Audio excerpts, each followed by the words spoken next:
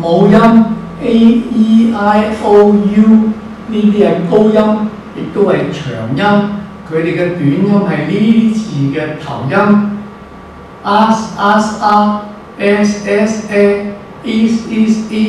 o as e o 佢哋嘅高低中三個音調係o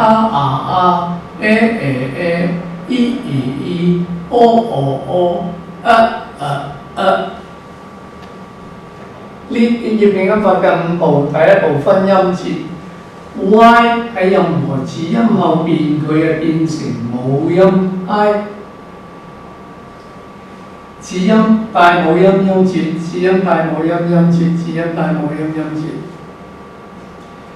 第二步分音律，最後三個音節一定係高、中、低 ，high、mid、low、中、高、低，前邊嘅都係中音。第三步拼上，第四步拼下。拼每一個音節嘅程序係母音加尾音再加頭音。Y 喺呢個字尾嘅時候，你要睇佢係咪 F 帶頭 ？F、Y 係動詞嘅字尾，嗰個 Y 變成 I 之後，嗰個 I 係讀長音 ，快，所以佢嘅音係快。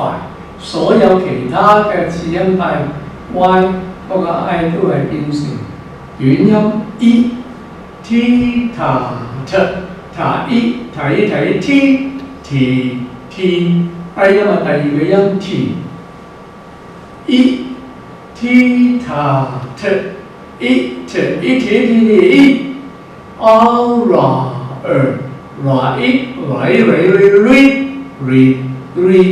中音係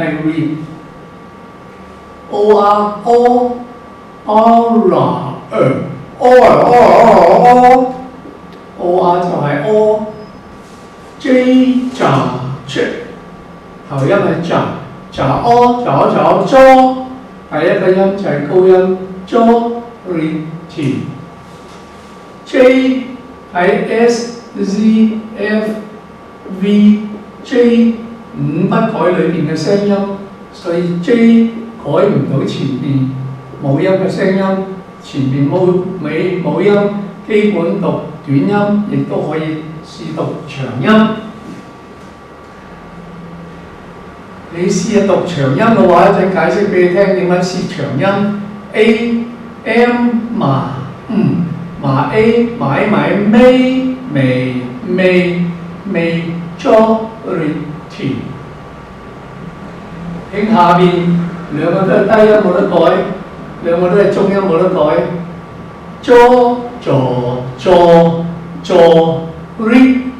majority。第五步，第一個比較邊個讀出嚟最容易、最快、最順口、最好聽 ？majority， 抑或 majority 應該係最容易、最快、最順口、最好聽。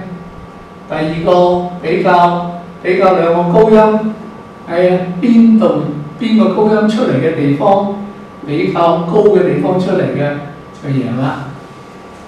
鼻嘅高、中、低，喉嘅高、中、低，口腔裏邊樂喺正中間 ，e、re 喺呢度出嚟嘅 ，jaw 喺上面出嚟嘅，所以兩個嘅比較高音都係 majority。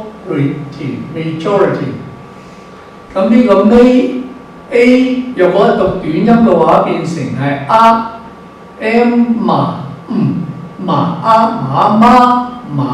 媽，咁你試下 majority， 因為 majority 邊個讀出嚟係最容易、最快、最順口、最好聽？